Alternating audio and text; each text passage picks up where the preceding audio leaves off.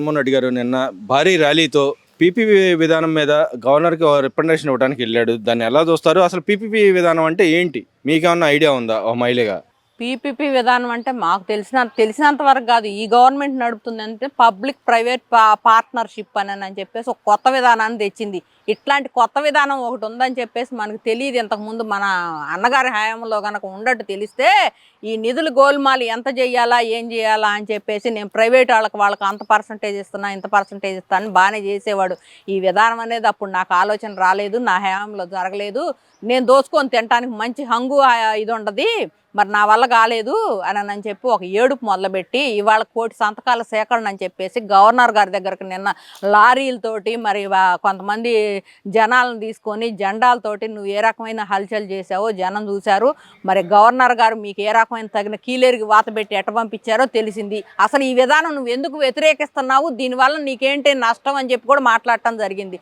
మరి జగన్మోహన్ రెడ్డి నేను వస్తే దీన్ని క్యాన్సిల్ చేస్తాను, మరి వాళ్ళని జైలుకు పంపిస్తాను అంటున్నావు. జైలుకు పంపిస్తా అంటే ఇట్లాంటి మంచి పనులు చేసిన వాళ్ళు మాత్రం జైలుకు పంపిస్తావా? అయితే నీకు మళ్ళీ 48,000 కోట్లు దోచుకొని 11-12 సంవత్సరాల నుంచి బయట ఉండాలి, నిన్ను జైలుకు పంపించకూడదు.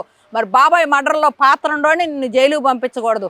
అంతేగాని మంచి పనులు ఇప్పుడు ఏంటంటే గాంధీ గారు ఎట్టయితే జైలుకు పోయారో అట్టానే నేను కూడా జనాన్ని మంచి పనులు చేసిన వాళ్ళ జైలుకు పంపిస్తాను ఒక కాన్సెప్ట్తో బయలుదేరినట్టు ఉండవు. మేమైతే మాత్రం ఒక ఉద్యమం లాగా చేస్తాం. ఎందుకంటే ఇట్లా అరాచకాలు అల్లర్లు చేసే వాళ్ళని వీళ్ళని ముందు జైలుకు పంపించమని చెప్పేసి ఒక ఇది చేస్తే గానీ నీకు మాత్రం బుద్ధి రాదని చెప్పి అనుకుంటున్నాం. 1 కోటి సంతకాల సేకరణ లాంటివి చేస్తారా?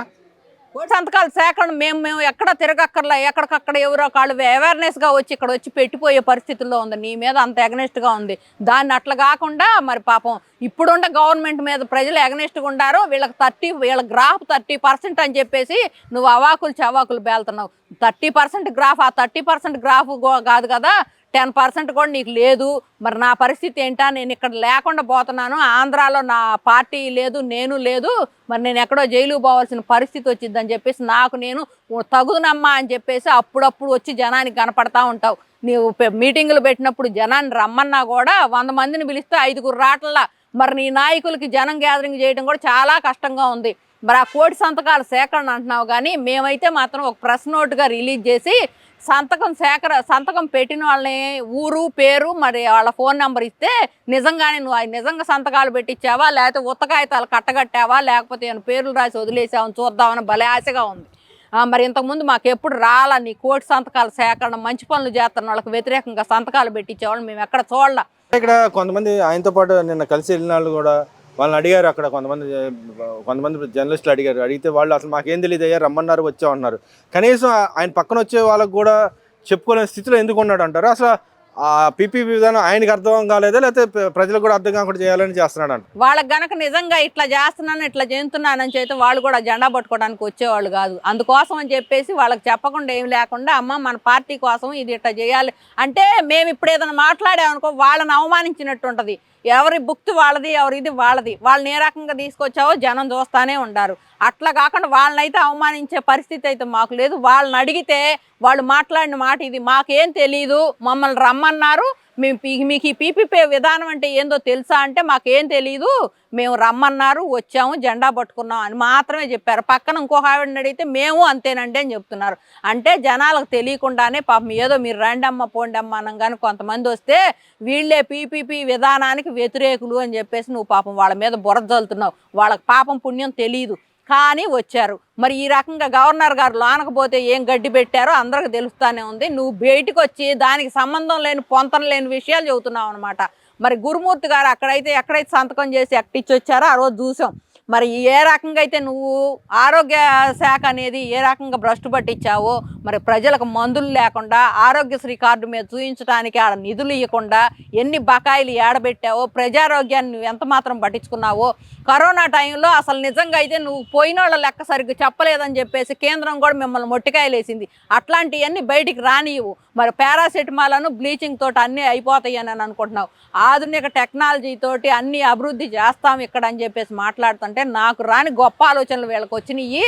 ఈ ఆలోచనలు రూపం దాల్చితే కనుక నన్ను అనేది జనం పూర్తిగా మర్చిపోతారని చెప్పేసి ఏ రకంగా అయితే ఇది చేసావో చూసాం. నిన్నగాక మన భవానీపురంలో ఇళ్ళు కూల్చేసిన ప్రైవేటు ల్యాండ్స్కి సంబంధించిన అన్ని తీసుకొచ్చి ఆ బురద తీసుకొచ్చి గవర్నమెంట్కి పెట్టాలని చెప్పేసి అమ్మ మీకు అండగా నేను ఉండాను అన్నావు. నిజంగానేనయ్యా నువ్వు ప్రజలకు అండగానే ఉండవు, కానీ మరి నీకు అడ్డం వస్తుందని కొన్ని ఇళ్ళు తొలగిచ్చేసావు. అప్పుడు వాళ్ళని ఏం చేసావు? వాళ్ళందరూ చెబుతున్నారు, వాళ్ళందరూ బయటకు వచ్చి అయ్యా నువ్వు భవానీపురంలో వాళ్ళకి కాదు నీ దగ్గర ఉన్న మా ఇల్లు తీసేసిన మాకు సమాధానం చెప్పమని వాళ్ళు క్వశ్చన్ చేస్తున్నారు. కాబట్టి నువ్వు ఏదైనా సరే మాట్లాడదలుచుకుంటే, ఒక ఆరోపణ చేయదలుచుకుంటే దాన్ని నిజానిజాలు తేల్చుకొని మాట్లాడితే బాగుంటుంది. అట్ట కాకుండా నేను ఒక బురదలతో వాళ్ళే తుడుచుకుంటారు అని చెప్పి మాట్లాడుతుంటే ఆ బురద మొత్తం నీ మొహానికే వచ్చి పడుతుంది. నీ గ్రాఫ్ అనేది మరి ఇంతకుముందు 30-40% ఉంది, ఇప్పుడు 10%కి వచ్చింది. అదంతా చేయలేదు, నేను బాగా చేస్తాను, నేను వస్తే పీపీపీ విధానం చేసిన వాళ్ళని జైలుకు పంపిస్తాను అన్నావు. అందుకని చెప్పి వాళ్ళందరూ కంకణం కట్టుకున్నారు. పోయినసారి ఏ రకంగా అయితే మరి ఈ ప్రభుత్వాన్ని తీసుకురావడానికి ఎంతమంది ఎక్కడెక్కడ ఎన్ఆర్ఐలు కూడా వాళ్ళకి ఇంత అంత అని ఛార్జీలు కానీ కూడా అనుకోకుండా వాళ్ళు వచ్చి అవేర్నెస్గా ఎట్టయితే ఓటేసి నిన్ను కిందకు దించి కూర్చోబెట్టారో అదే విధానంలో వేయడానికి అందరూ సిద్ధంగా ఉండారు. సత్యకుమార్ గారు మరి ఏమన్నా నిన్ను అరెస్ట్ చేయమని చెప్పి ఛాలెంజ్ విసిరాడు. నేనే ఆరోగ్య శాఖ మంత్రి కదా, నన్ను అరెస్ట్ చేయని దమ్ముంటే అన్నాడు. బీజేపీ నాయకులు కానీ ఇప్పుడు సత్యకుమార్ బీజేపీలో ఉన్నాడు, మరి ఎగనెస్ట్గా అయినా పోరాడగలిగి చేయగలడు అంటారా? అసలు బీజేపీతో పాటు ఇక్కడ స్టేట్ గవర్నమెంట్తో పాటు మినిస్టర్ని అరెస్ట్ చేయగలడు అంటారా? ఎన్డీఏ కూటమి అని కూడా ఒక మాట కూడా మాట్లాడు. ఎంతసేపు ఉండా తెలుగుదేశం జనసేన, తెలుగుదేశం జనసేన తప్పితే బీజేపీ అని కానీ కూటమి అని కానీ మాత్రం మాట్లాడలేరు. ఎందుకంటే కూటమి జోలికి పోతే అదే వాళ్ళకి ఆఖరి రోజు అయింది. అందుకని చెప్పేసి వాళ్ళ జోలి బాడు. ఇప్పుడు ప్రస్తుతానికి ఆ కాళ్ళలో మొక్కు ఏళ్ళు మొక్కో తనకు కేసుల నుంచి రిలీఫ్ పొందటానికి చూస్తున్నాడు, కానీ ఆ రిలీఫ్ అనేది ఎంతకాలం ఇస్తారో చూద్దాం, అది కూడా వేచి చూసే ద్వారంలో ఉంది. మరి అయితే మేము కూడా క్వశ్చన్ చేయదలుచుకున్నాం, మంచి పనులు చేసిన వాళ్ళు మాత్రమే జైల్లో పెడతానికి ఇదవుతారా, మరి ఇట్లా తప్పుడు పనులు చేసిన వాళ్ళు మాత్రం బయట ఉంచుతారా అని చెప్పి మేము కూడా కొంత ఇది తీసుకొద్దాం అనుకుంటున్నాము. మరి ఏదైనా సరే ఒకడు 10 రూపాయలు దొంగతనం చేస్తే ఆ 10 రూపాయలు చేసిన వాడిని దొంగే అంటారు. మరి ఏ రకంగా అయితే తిరుపతి హుండీలో 72,000 రూపాయలు ఒకరోజు నోట్లు ఇదైనవి, మరి దానికే ఇంత గొడవ చేస్తున్నారని చెప్పాను. 10 రూపాయలైనా సరే తిరుపతి సొమ్ము తప్పే. మరి ఏ రకంగా అయితే అతను 14 కోట్లు 15 కోట్లు ఆస్తి తిరుపతి హుండీకి రాసిచ్చాడు దానాధర్మంగా, అంటే నిజంగానే ఆ హుండీ స్వామివారి సొమ్ము దోచే అతను అంత మాత్రం ఈగలిగాడు అనమాట. పరకామణి కేసులో నువ్వే రకంగా అయితే ఉండావో, మరి కల్తీ నెయ్యి కేసులో ఎట్టుండావో, మరి ఈ రకంగా మద్యం కేసుల్లో ఎట్టుండావో, ఇవన్నీ చూడకుండా మాట్లాడితే నా ఉనికి అనేది లేకుండా పోతుందని చెప్పేసి అప్పుడప్పుడు కంకణం కట్టి వస్తున్నాం అనమాట. ఈ రకంగా రాష్ట్రం మీద విషం జిమ్మితే పెట్టుబడులు పెట్టడానికి ఇప్పుడు అనువుగా ఉంది ఆంధ్రప్రదేశ్ అని చెప్పి పెట్టుబడులు వరదల వెల్లువలాగా వస్తుంటే, మరి వీటన్నింటినీ వెనక్కి పంపించే దానిలో వాళ్ళకి లెటర్లు రాసి అమరావతికి నిధులు ఇవ్వద్దని వరల్డ్ బ్యాంకు ఏషియన్ బ్యాంకు వాళ్ళకి ఎట్ట చేస్తున్నావో, ఆంధ్రప్రదేశ్ అభివృద్ధి జరగకూడదు, ఆంధ్రప్రదేశ్లో ప్రజలు కూడా ఆయురారోగ్యాలతో ఉండకూడదు, మరి వీళ్ళు ఒక కార్పొరేట్ హాస్పిటల్కి వెళ్ళటానికి ఇబ్బంది పడి మరి ఈ ప్రైవేట్ హాస్పిటల్లో చేయించుకోలేక, మరి లేకపోతే గవర్నమెంట్ హాస్పిటల్కి వెళ్ళలేక ఇట్లా ఈ పీపీపీ మోడల్లో ఉండే హాస్పిటల్లో కూడా కొంత అవేర్నెస్ ఉండి వాళ్ళు తక్కువకి ఇప్పుడు 100 రూపాయలు దాన్ని మరి 30 రూపాయలకే చేసే విధానంగా తీసుకొస్తారు ఆ పీపీపీ మోడల్లో. అట్లా కాదు, వీళ్ళు బాగా కార్పొరేట్ హాస్పిటల్కి పోయాలి, ఆ కార్పొరేట్ హాస్పిటల్ వాళ్ళు మేమే ఉండాలని చెప్పేసి ఇంతకుముందు నువ్వు ఎట్ట దోసుకున్నావు మేము చూసాము. అందుకని చెప్పి దోసుకోవడానికి అవకాశం లేకుండా పోద్దని కాబట్టి ఇలా చేస్తున్నాను అనుకోవచ్చా? లేకపోతే ఈయన అంటున్నాడు విద్యార్థులు నష్టపోతున్నారు, ఇంకో పక్కన పేద ప్రజలు నష్టపోతున్నారు. అసలు నిజంగా నష్టపోతారా? ఈ కట్టపోతే విద్యార్థులు నష్టపోతారు. ఇక్కడ ఎందుకు నష్టపోతారు? ఇప్పుడు మనకు ఒక మెడికల్ సీట్ వచ్చేసరికి అన్ని లక్షలు ఇన్ని లక్షలు అని చెప్పేసి మాట్లాడుతున్నారు. ఎక్కువ మెడికల్ కాలేజీలు వచ్చి దానిలో సీట్లు వస్తే దానిలో వీళ్ళకి కాలేజీలో చదువుకునే వాళ్ళు మెడికల్ కాలేజ్ చదువుకునే వాళ్ళకి కూడా వాళ్ళకి తక్కువలో సీట్ వస్తుంది. వాళ్ళు చదువుకోవడానికి అందుబాటులో ఇప్పుడు రాష్ట్రంలోనే ఎక్కడెక్కడ 17 మెడికల్ కాలేజీలు ఉన్నాయి అన్నారు. ఆ 17 మెడికల్ కాలేజీల్లో దగ్గర ఎవరికి అందుబాటులో ఉన్న చోట వాళ్ళు చదువుకోవడానికి మంచి అవకాశం ఉంటుంది. అట్లా కాకుండా ఎక్కడికో పోయి చదవాలంటే కొంతమంది డ్రాప్ అయ్యే వాళ్ళు ఉంటారు. దీన్ని బట్టి ప్రజలకు కూడా ఎటువంటి ఇది ఉండదు, వాళ్ళకి ఇబ్బంది రాదు, వాళ్ళు బాగానే చదువుకుంటారు. ఆంధ్రప్రదేశ్ విద్యా రంగంలో కానీ వైద్య రంగంలో కానీ పురోగతి ఉంటుందని చెప్పేసి మరి ఆంధ్ర అభివృద్ధి చెందకూడదు, ఆంధ్ర నాశనం అవటమే నా ఎజెండా అనుకొని ఏ రకంగా అయితే విషం జిమ్ముతున్నావో చూస్తాం. అదేవిధంగా మన నిన్న చంద్రబాబు నాయుడు గారు అన్నారు రుషికొండ ప్యాలెస్ కట్టిన 500 కోట్లు అనవసరం ఖర్చు పెట్టాడు, ఆ డబ్బులు కనుక ఉన్నట్టయితే 2 మెడికల్ కాలేజీలు కంప్లీట్ చేసాను, నేను నా టైంలో మెడికల్ కాలేజ్ కంప్లీట్ చేశాను, ఆయన టైంలో మెడికల్ కాలేజ్ కంప్లీట్ చేస్తుంటే బాగుండేది అన్నారు. దాన్ని కూడా ఆయన మాట్లాడుతున్నాడు.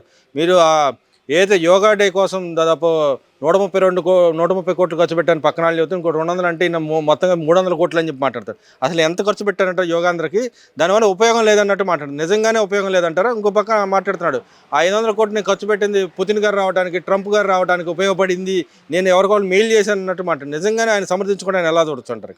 తప్పు చేసినాడు, నేను తప్పు చేశాను ఎప్పుడు ఒప్పుకోడు. అందులో అసలు మన జగన్మోహన్ రెడ్డి గారు అంటే అసలే ఒప్పుకోరు.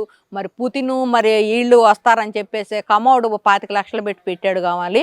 మరి ఎప్పుడో ఒకసారి వచ్చే వాళ్ళ కోసం నువ్వు ఆ రకంగా ప్రజాధనాన్ని ఏ రకంగా అయితే దుర్వినియోగం చేసావో చూసాం.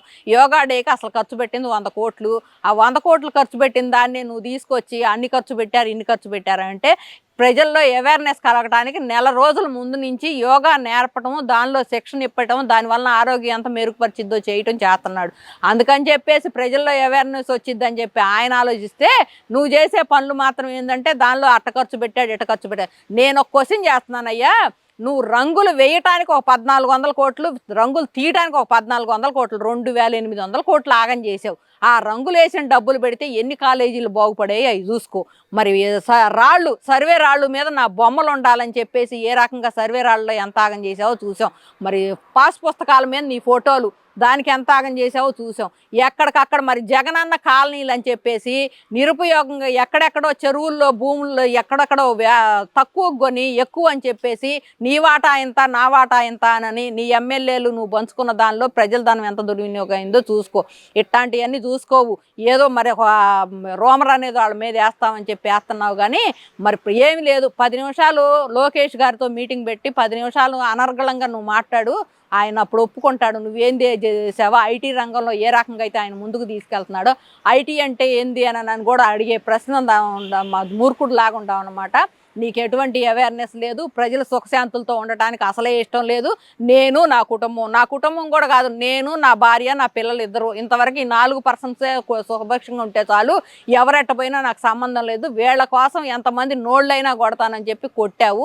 ఆ పాపమే నీకు చుట్టుకుందనమాట. ఇవాళ వాళ్ళ ఎంపీ మాట్లాడుతున్నాడు, గొర్రెంట్ల మాధవ్ మాట్లాడుతున్నాడు, ఈ కోటి సంతకాల సేకరణతో ఈ భూస్థాపితం అయిపోతుంది ఈ గవర్నమెంట్ అని చెప్పి మాట్లాడుతున్నాడు. ఇంకో పక్కన సజ్జల గారు మాట్లాడుతూ ఉన్నారు, ఈ పెద్ద స్కామ్ అని చెప్పి అంటున్నాడు. దాదాపు 1400 కోట్ల స్కామ్ అని జగన్మోహన్ రెడ్డి చెప్తున్నాడు, అటు ఆయన సజ్జలు కూడా చెప్తున్నారు. నిజంగా దీంట్లో స్కామ్ జరిగిందంటారు, అసలు ఇవ్వకుండానే ఇంకా స్కామ్ జరిగిందని చెప్తున్నారు. దాన్ని ఎలా చూడొచ్చు అంటారు? ఇక్కడ వాళ్ళు చేసిన స్కామ్లు ఇప్పుడు ఏంటంటే దొంగ లెక్కలు బాగా తెలుస్తాయి అనమాట. మరి ఎదటోళ్ళకి తెలియదు అనమాట. ఎట్ట దోసుకోవాలో, ఎట్ట చేయాలో, స్కామ్లు ఎట్ట చేయాలో, స్కీములు ఎట్ట చేయాలో తెలుసు. మరి బట్టలు ఎట్టప్పదియాలో కూడా గోరంట్ల మాధవకు తెలుసు. మరి జనాన్ని ఏ రకంగా అయితే నిన్ను చీకొడుతున్నారో, సిగ్గు శరం లేకుండా ఇంకా మహిళల మీద ఇష్టం వచ్చినట్టు మాట్లాడుతుంటే నేను నిన్నే కోర్టుకు పిలిచి మరీ మొట్టికాయ చేయటం జరుగుతుంది. అయినా కానీ నీకు సిగ్గు శరం లేకుండా ఏ రకంగా మాట్లాడుతున్నావు చూస్తున్నావు. సజ్జల రామకృష్ణారెడ్డి సకల శాఖ మంత్రి అని చెప్పేసి పాపమని ఇప్పుడు సకలంలో మరి దొరికిపోయేటట్టు ఉన్నాడు. అందుకని చెప్పి అప్పుడప్పుడు ఫ్రస్ట్రేషన్ అనేది ఎలబుచ్చుకుంటా ఉంటాడు అనమాట. జనం ముందుకు వచ్చి నేను నిప్పు నిప్పు నిప్పు అంటాడు. నువ్వు నిప్పుగా తప్పు అని చెప్పి జనం అందరికి తెలుసు. దాన్ని బట్టే చూస్తున్నారు. కానీ నువ్వు కొంచెం నోరు జాగ్రత్తగా పెట్టుకొని అదుపులో పెట్టుకొని మాట్లాడి ఎక్కడన్నా ఒక డిబేట్ పెట్టమని మేము ఎప్పటి నుంచో అడుగుతున్నాం. ఎవరొద్దు, నాయకులు వద్దు, సామాన్య ప్రజలతోటి మీరు పెడితే బాగుంటుంది. సామాన్య ప్రజలు కూడా మిమ్మల్ని క్వశ్చనించే అవేర్నెస్ కూడా బాగా నేర్పామన్నమాట. మేము కూడా అనర్గళంగా ఏ లెక్కలు ఏంటనేది నీకు బాగానే చెప్పగలం. కానీ ఇక నోరు మూసుకొని ఇంట్లో కూర్చుంటే ఆంధ్రప్రదేశ్ ఒక చూడకుండా ఉంటే